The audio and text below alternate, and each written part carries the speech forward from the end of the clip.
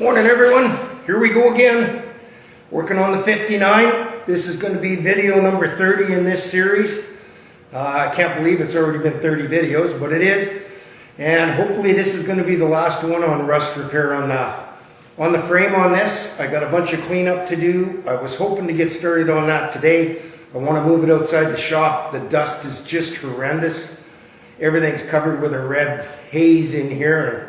It looks horrible. It's going to be a bitch to clean up. But anyhow, I'm going to work on that gas tank cross member today, get that repair done, finish welding the front one, and then next thing I want to do, like I say, is get the frame cleaned up, and I can get some primer and some undercoating on it, get it all ready to go. So I'll just show you what I'm working on, how I'm working on it, and we can go from there. So just another thing here. Yesterday I was cleaning some of the rust scale off the differential. It's actually pretty heavy, just like everything else on the back end of this frame. And I said to myself, wouldn't it be funny when I was cleaning the rust scale off of the diff cover if it poked a hole in it. Careful what you wish for. That thing's so thin that it started leaking. I had to take it off and drain it. One good thing is I found out it's a posi. It just doesn't act like a posi. I know back in the old days, if you turned one wheel forward, the other wheel would turn backwards if it was a open diff, and they'd both go in the same direction if it was posi. On this one, they turn independently. So if anybody can tell me how to test these to see if the clutches and everything are good, it looks in really good shape on the inside. There's no abnormal wear, there was no metal in the bottom, and the clutches look all intact inside there. But anyhow, so what I'm working on, like I said, is this cross member repair. And again, it's another one of them stupid designs from GM. The gas tank actually molds around this and comes up about to here, so that just fills full of the salt and sand and road grime, and it rusts that tube out. They're not rusty on the other sides other than the surface rust, so what I have to replace is from here to here. And what I did was I took a piece of cardboard, again beer case CAD, set it against the frame, I trimmed it so it sat on the two strap brackets there, and then I traced the shape of it. See if I can get you in here without dropping the camera. Whoa, sorry. Give me a sec. Dumb fingers. So I got the mark traced exactly where it's got to go. I can transfer that to my piece of pipe. Now, the pipe I'm using, like I mentioned in yesterday's video, is the 20-inch piece that I cut out of the drive shaft. I got it cleaned up, and it's exactly the same size as that tube. So what I've done is I shrunk the end down. I put a cone in it so that it will just fit slightly inside the tube there. Once I get my two bends cut into it, I'll do the same on the other end, and then I can hopefully spread that and just get these in so that I get a nice bead all the way around. So the way I shrunk that is, these are available, Amazon's got them. We used to use them in the muffler business. They're called an end-shaping cone. And you can either open a pipe up that's got a dent in it or flare it, or you can shrink it by using the inside of it. And you can use a hammer, but normally you'll have to heat the pipe a little bit to do it. Otherwise you'll just beat your brains out. What I did, because this is short enough, I can put it in the press and I just push down on it. Make sure you use some grease or some oil. It'll take care of a bunch of drag and it'll make it shrink a little easier. So next thing I'm going to do is I'm going to figure out where the two bends are supposed to be in this, and then I'm just going to pie cut it, bend it, weld it, clean it all up. I'll get it to the right length and we'll put it in there and get it welded up. Figured I'd better come back and show you this. Before I do the cut on this to take the piece out, I've run a piece of 1-inch square across from the box support over there to the frame, and then I tacked a bracket to the cross member.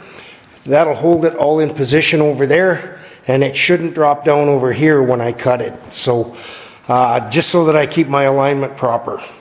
I don't think it's real critical.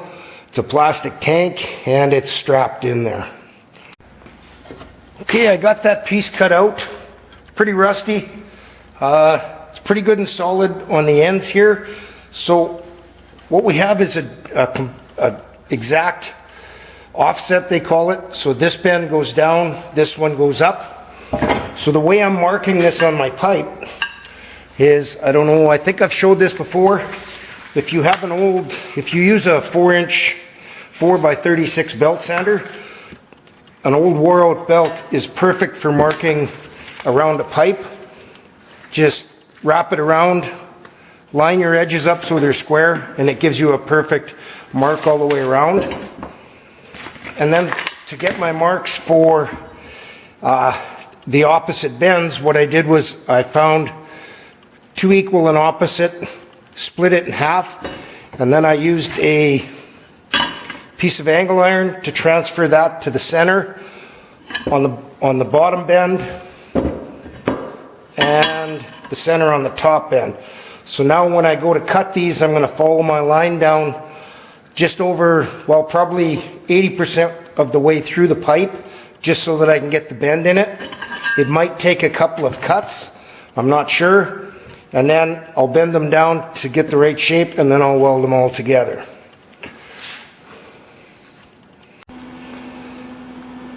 Okay, I got the first one done here. I kind of come up with an easier way to do this.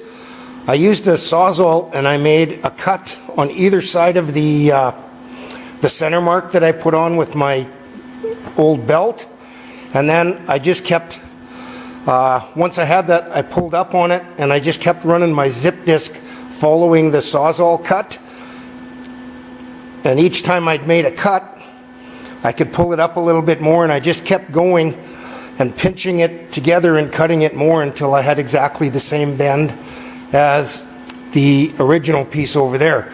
I've got this tacked in now. My center line still lines up here, so everything should be good. So I'm just going to get this welded and then I'll put the other bend in it. Okay everyone, we're back. I got those two bends cut and welded in there. I ground them down. I didn't dress them up all the way. I wanted to leave a little bit of strength in those. I just didn't want any rough spots where the fuel tank is going to sit. Now, I noticed when I cut through this cross member that it did drop on me a little bit. There was quite a bit of tension down on it. So what I did was I put a jack in underneath, and I put a piece of 1-inch bar on both ends, and then I jacked it up in the center with my level across until the center came up and touched with a piece of 1 inch underneath it. And then I've welded this across the top.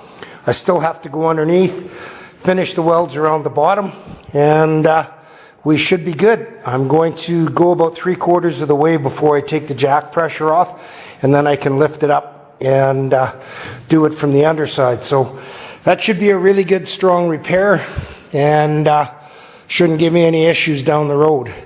Now, I don't know if I've mentioned, but these trucks are so bad, not just up in Canada here in the Rust Belt, but everywhere.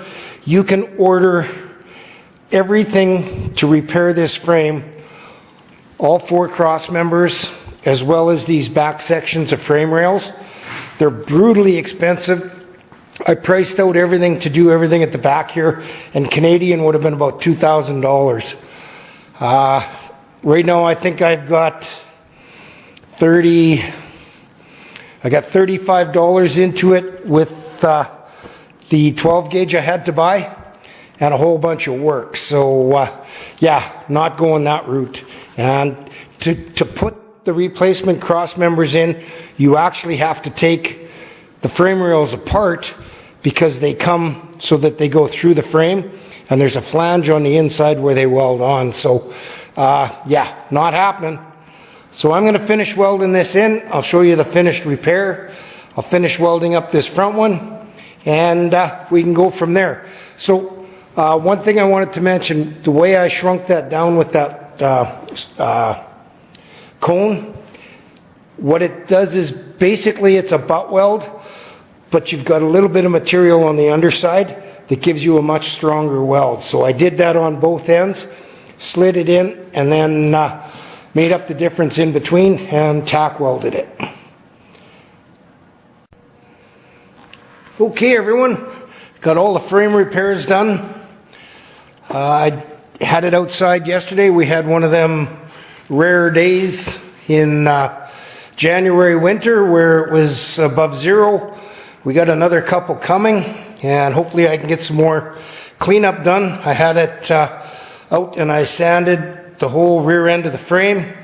Like I said, I got all of the rest of my welding done on the two cross member repairs, so that's all taken care of.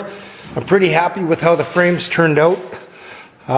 It's stronger than it was, I believe, even with the little bit thinner metal from the rust that was on it. Got some new bump stops, just test fit them. So rust converter on the whole thing. It worked out really well, turned it to the black primer it was supposed to. I believe now I just need to give it a light sand or some Scotch-Brite, and then I can put my black coating on the frame. So next thing I'm going to work on is getting the front clip off, which is going to be a bit of a bitch by myself. I'll come up with a way and take the cab off as well. Once I've got the cab off, I can finish welding all of my cab mounts, finish cleaning the frame up. I just got some scaling and sanding to do at the front. I want to pull the 5.3 out of it, get that all cleaned up. I think there's 5 broken exhaust manifold bolts I got to get out of the heads, which shouldn't be too bad. I can show you how I go about that. Install the new headers I've had for 2 years, and then we can start putting this thing back together, get some wiring and everything done. So anyhow, that'll do it for this video. Just put you in the tripod here. I'm not sure how much filming I'm going to do taking the cabin stuff off. It's kind of tricky and precarious, but I guess I could set the camera up and you can watch and laugh at me while I'm doing it. So anyhow guys, thanks for tuning in. Thanks for watching all this malarkey on these projects. So take care, catch you on the next one.